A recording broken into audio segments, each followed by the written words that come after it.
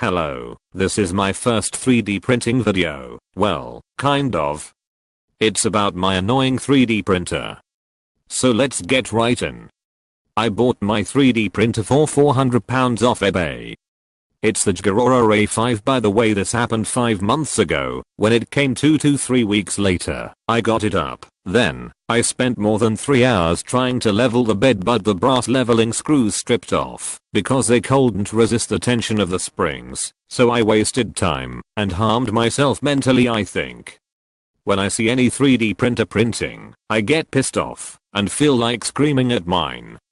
Another reason is that when the nozzle on my printer touched the metal clips, a bright white flash and pop sound happened between the nozzle and bed. Then the bed started smoking or burning. After turning it on and off, it stopped, and the bed heated fine, but around a day later stopped heating. So, I used masking tape and a screwdriver to take prints off, which was hard. Anyway, this is how I finally, after 5 months, fixed it. So, I first took 3 cables on the side, then I took 1 cable on the stepper motor that moves the hot end sideways. Next, I removed the 4 and 3 nuts, the leveling knobs.